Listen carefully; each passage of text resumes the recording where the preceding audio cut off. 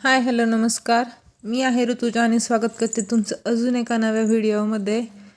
तर मी आज माझ्या स्वयंपाकाचं नियोजन कसं करते मी ते तुम्हाला सांगणार आहे. स्वयंपाक करता करताच इथं माझं भाजीची तयारी सुरू केलेली आहे मी. पण त्याआधी मी बाकीची काय काय तयारी केली ते तुम्हाला सांगते. सुरुवातीला मी पीठ मळून घेते आणि नंतर मग भाजीची तयारी लागते. माझं रात्रीच ठरलेलं असतं की सकाळी भाजी काय करायची आणि संध्याकाळच्या भाजीची तयारी माझी सकाळीच झालेली असते. म्हणजे आपलं एकदा ठरवलं ना की आपण लगेच स्वयंपाक बनवू शकतो. नाहीतर आपलं काय आज काय करायचं, काय बनवू, काय आहे, काय घरात नाही, मग त्यामध्येच आपला निम्मा वेळ जातो. म्हणून मग स्वयंपाकाच्या तयारीचा पहिला नियम म्हणजे आपल्याला काय करायचं ते आपलं पक्कं असलं पाहिजे. नाहीतर मग हे बनवू का ते बनवू का त्यामध्येच आपला सगळा वेळ निघून जातो आणि मग स्वयंपाकाला उशीर होतो. तर मी इथं ऑलरेडी पीठ भिजवलेलं आहे. माझी भाजीची तयारी आणि भाजी होईपर्यंत ते पीठ चांगलं भिजलेलं असतं. त्यामुळं मग मी स्वयंपाकाची सुरुवात करतानाच आधी पीठ मळून ठेवते. म्हणजे बाकी सगळं आवरेपर्यंत पीठ चांगलं भिजलं जातं. आज मी शिमला मिर्च आणि कांदा यांची भाजी बनवते, मिक्स करते. हे पण खूप सोपी रेसिपी आहे. तुम्ही पहिली दहीची शिमला मिर्च रेसिपी ट्राय केली असेल तर सांगा, आणि नसली केली तर नक्की तो ब्लॉग बघून ट्राय करा, खूप छान होते. ही मी सिम्पलच बनवत होते, मला डब्यासाठी द्यायची होती म्हणून. यात काय दही वगैरे टाकलं नाही, साधी जी आपली बनवतो तशीच बनवली. ही शिमला मिरची रेसिपी खूप सोपी आहे. तेल टाकायचं, जिरी मोहरी टाकायची, आलं लसूणची पेस्ट टाकायची आणि कांदा आणि शिमला मिरच सोबतच टाकायची. जास्त काय मसाले टाकायचे नाहीत, फक्त गरम मसाला, हळद बस इतकंच टाकलेलं मी आणि मीठ.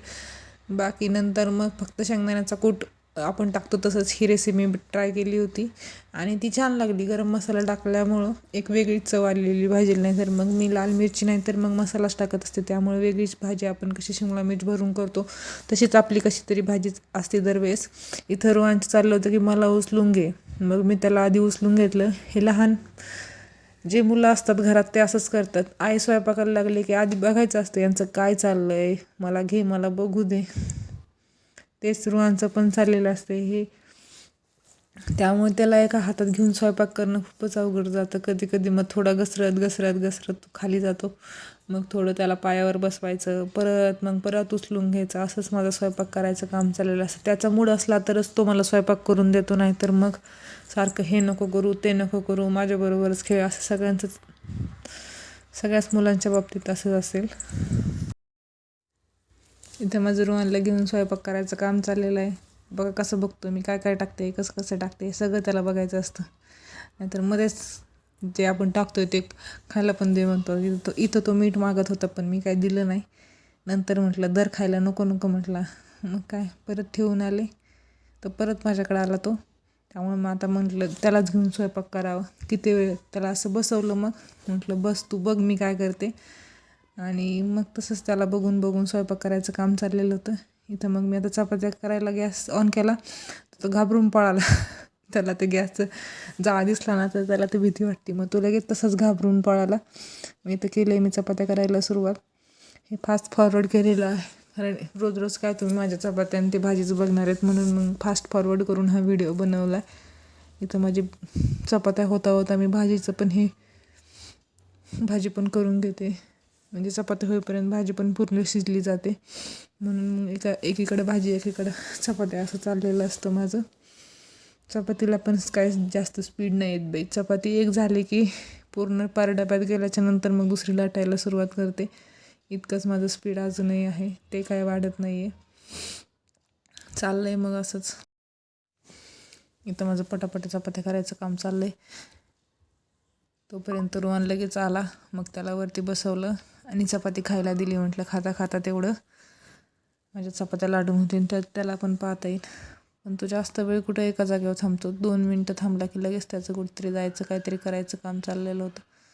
प्रत्येक लहान मुलाचं असंच असतं. थोड्या वेळ एक गोष्ट दिली की त्याला 2 मिनटं आधी लागतात की लगेच परत दुसरंच काहीतरी पाहिजे असते. इथं मी त्याला चपाती खायला दिली होती प्लेटमध्ये, पण त्याने ते काही खाल्ली नाही. त्याला इथं मी जे पीठ मळायला भांडवत त्याला त्याच्यासोबतच खेळायचं होतं उलटं लाटणं घेऊन. पण मग मी त्याच्याकडून लाटणं घेतलं आणि त्याला दुसरं खेळायला दिलं. मग माझ्या चपात्या बघता बघता त्याचं खेळायचंही चालू आहे. पण 2 मिनटं खेळून तो लगेच शांत बसला. हा होता आजचा माझा दुपारचा मेनू. इकडं काय करून ठेवलं, देवासमोर जे रांगोळीचे काढतो त्यातल्या ते रांगोळीचा डबा त्यानं पूर्ण मी मशीनवर काहीतरी करायला लागले की यालाही दोरे पाहिजे असतात खेळायला. आम्ही लहान असताना असंच 5 बोटात 5 बॉब्या भरायचो आणि एक एक एक एक खायचं सगळ्यांचं चाललेलं असायचं. लहान असताना असं वेगळंच काहीतरी करायची चाललेलं असतं. इथं त्याचं पण तेच चाललं आहे, दोऱ्यांसोबत खेळणं. दे म्हटलं तर नाही, एक एक एक एक एक एक काढून घेतो, सगळे दोरे खराब करतो तो.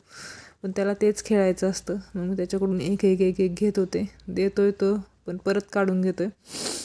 असाच आमचा काहीसा दिवसभर खेळ चाललेला असतो. लहानपणी प्रत्येक जणाने ते बॉब्याचं केलेलं असणार, 5 बोटात 5 बॉब्या घालून खाल्लेलं असणार. कोणी कोणी खाल्लेलं आहे तसं सांगा मला कमेंटमध्ये. इथे मी रात्रीच्या जेवणाची तयारी करायला सुरुवात केली होती. आज मी रात्रीच्या जेवणामध्ये फक्त वरण आणि भात बनवणार होते, कारण जेवणाची कोणाची जास्त इच्छा नव्हती. त्यांना पण सर्दी झालेली आणि रोहन तर रोज भातच खातो, त्यामुळं मग आम्ही तिघांसाठी भात करायचं आमच्या तिघांसाठी भात करायचं ठरलं होतं. त्यामुळंच मी आज फक्त वरण भातच बनवते. व्हिडिओ आवडल्यास लाईक करा, शेअर करा आणि सबस्क्राईब करा. मेन म्हणजे सबस्क्राईब करा, कारण 75% असे लोक आहेत की ते सबस्क्राईब न करताच बघतात. सबस्क्राईब करायला काही पैसे लागत नाहीत. प्लीज सबस्क्राईब करा आणि व्हिडिओ आवडल्यास लाईक नक्की करा. थँक्यू.